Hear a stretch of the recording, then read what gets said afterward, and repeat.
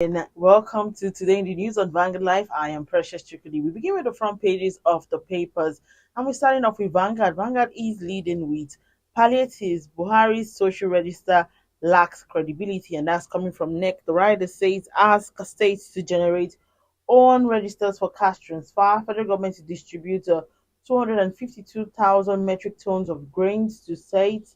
Says facts shared 900 billion naira, not 1.9 trillion naira. State fails to give a definite date on when registers will be ready. Labour accuses federal government of jettisoning a presidential committee on palliative. And you can read more on page 29. On page 7, DHQ activates a war mode against terrorists as a military kills 23. Adulterated jet A1, NCAA fan NMDPRA set up pro panel. On page 9, Presidential Tribunal, news of Justice Ugo's resignation fake, and that's coming from Appeal Court. WHO warns unsafe syrup in Cameroon may slip into Nigeria, other neighbors. Stories above chairmanship, replacing Adamu with Ganduje, political suicide. That's coming from Lukman, APC Vice-Chair. Rep asks NEC to stop increase in electricity tariff. You can read more on page 9. Court orders DSS to grant Kanu access to his doctor medical records. You can see that on page 11. Lastly, on the front page of Vanguard newspaper, FBN Holdings grow profit before tax to 206 billion naira for first quarter 2023. All right, so let's take a look at the Nation newspaper. The Nation is leading with NEC OK subsidy paying cash for poor workers, SMEs, others, and the writer says governors to drive sharing of palliatives. Stories below, Senate defers recess for ministerial screening. Tinubu creates infrastructure support fund for states. Stories above, shareholder okays Nova's conversion to commercial bank. President leads a tribute for eminent writer Kole Omotosho. And on page 28, more Nigerians now apply for passport, says NIS. Lastly, on the front page of the Nation, Dangote Cement buys back 41.2 billion naira shares. Let's take a look at the Guardian newspaper. The Guardian is leading with Hajj 2023. Tears complaints trails Nigeria's 304 billion naira capital flights to Mecca. The big stories on pages 4 and 5. Our stories below, diphtheria death toll hits 30 in Yobe, 289 hospitalized. With 1 week left, Tinubu's ministerial list failed to surface at Senate. APC Justice Ugo proposed the resignation fake news, says Court of Appeal. Stories above, NNPCL in major merger amid race for profitability. You can read that on page 3. NEC jettisons Buhari social register over integrity concerns. You can see that on page 3. Lastly, on the front page of The Guardian, 4-day-old survive as couple children die from generator fume in Anambra. All right, let's take a look at the Punch newspaper. The Punch is leading with subsidy removal. Governors plan cash transfer to poor households. Dump Buhari's list. The rider says state to compile new social registers. Governors to spend FAC allocations on scheme. Tinubu approves infrastructure fund. NEC adopts gas-powered vehicles for state. We can see a photo story showing the Vice President Kashim Shettima as he chairs the NEC meeting at the Presidential Council Chamber, State House, Abuja. On page 6, ignore statement announcing oral rights. Lagos tells residents. PSC promotes cop assaulted by Sheun Kuti and 14,000 others.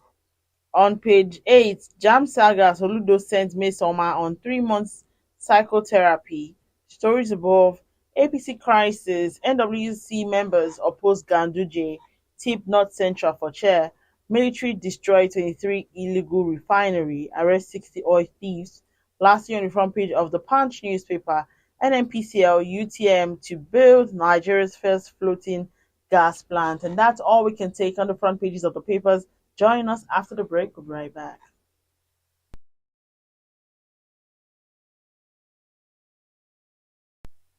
All right, welcome back. If you're just joining us today in the news on Vanguard Live, I am Precious Chikudi. And joining me to talk about the internal wranglings in the APCs. Omeza Ajayi. Good morning, Omeza. Can you hear me? Yes, good morning. All right. Can you tell us about the internal wranglings in the APC? The fact that the resignation of Adamu and also Mishiri. Can you just shed more light on that? Well, the ruling party has always been enmeshed in a leadership crisis.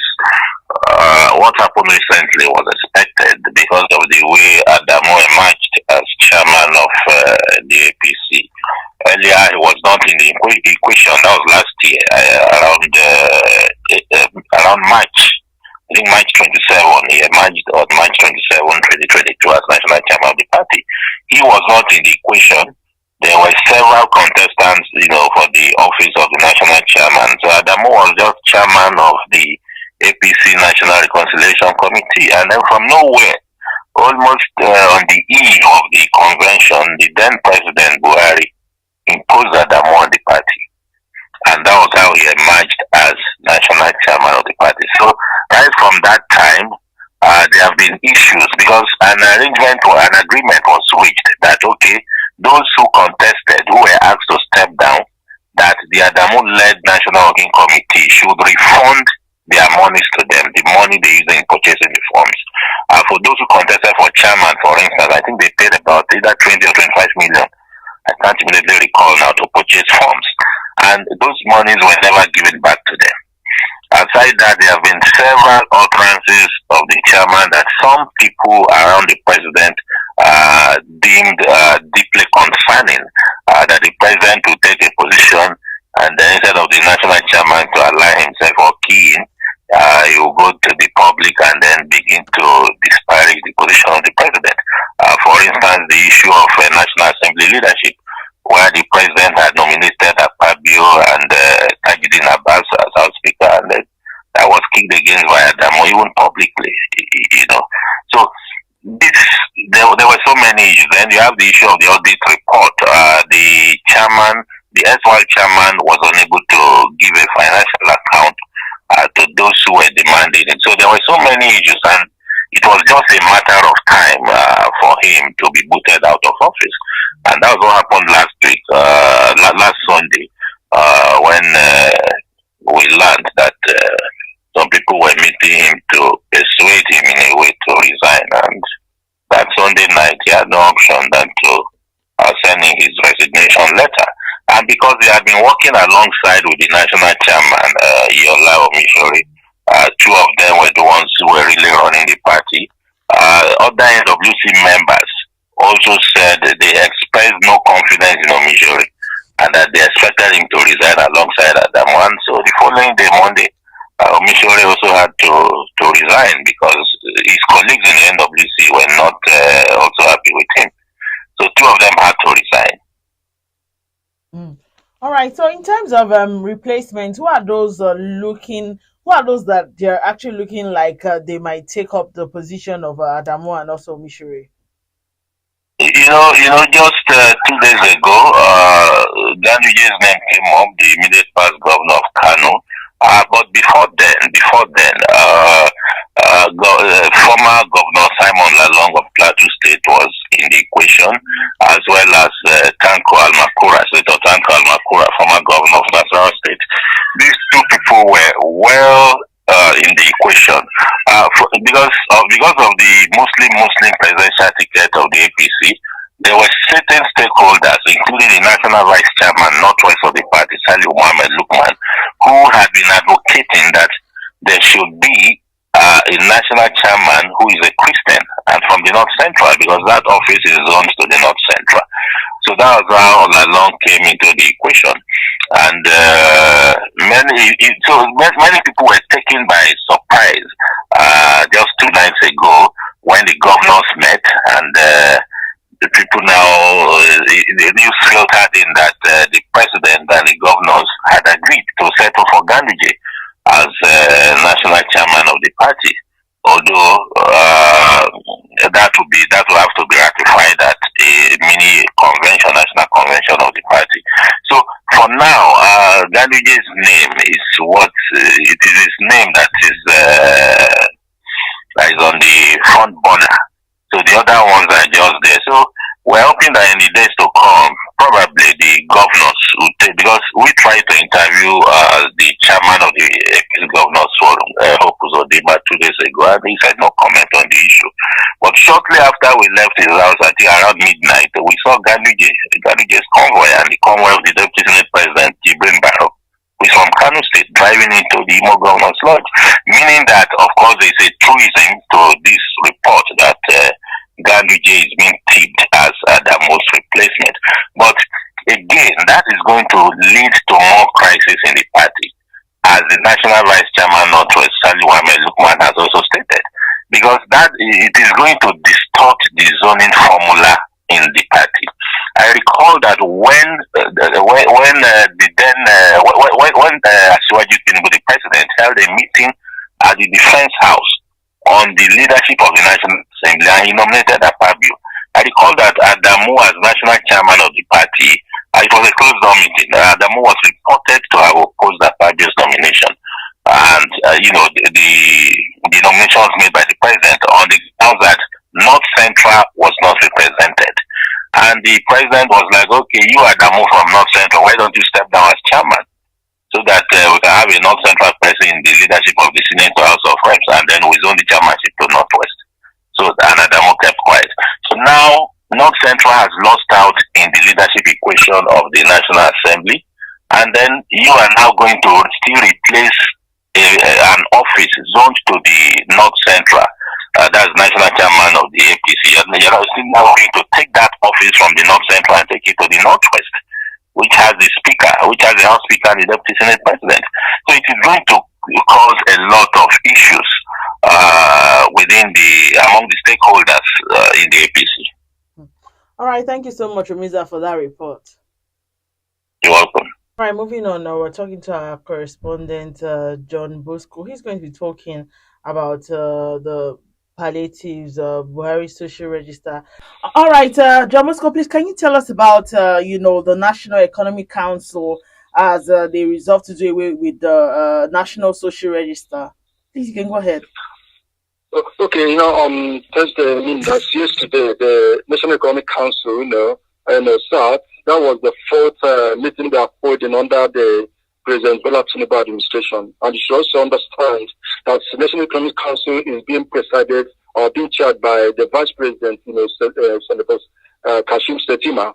So at the meeting, all the 36 states, 36 governors of the federation, of the states, all of them were around, including the Group Chief Executive Officer, Nigerian National Petroleum Company Limited, the people responsible for finance in the country.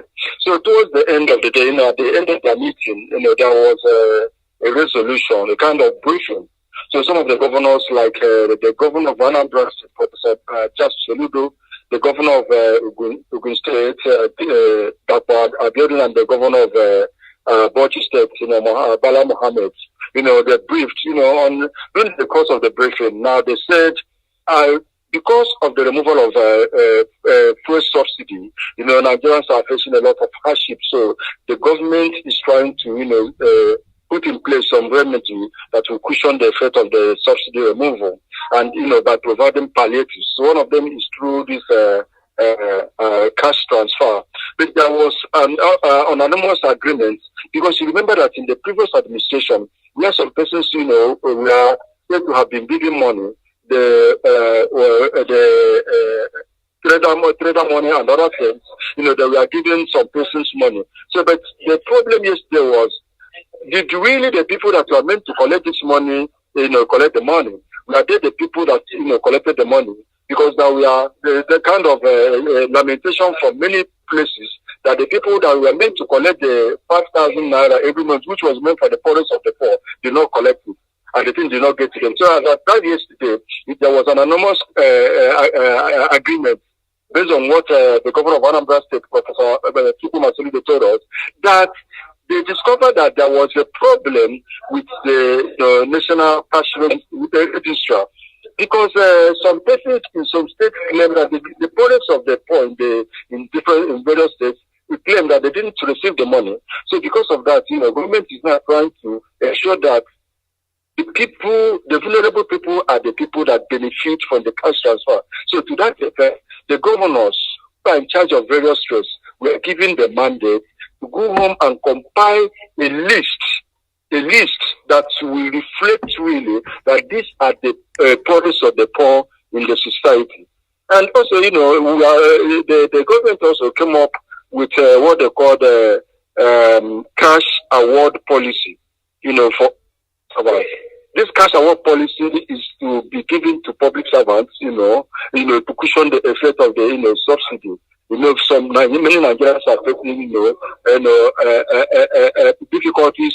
They cannot even, move because of the fuel subsidy removal. There was also the pay public servants outstanding liability pension. The government felt that if you go to some states, some governors were unable to pay their workers, salary. And if you are releasing money, you say that you are giving a cash transfer, will it really get to the people?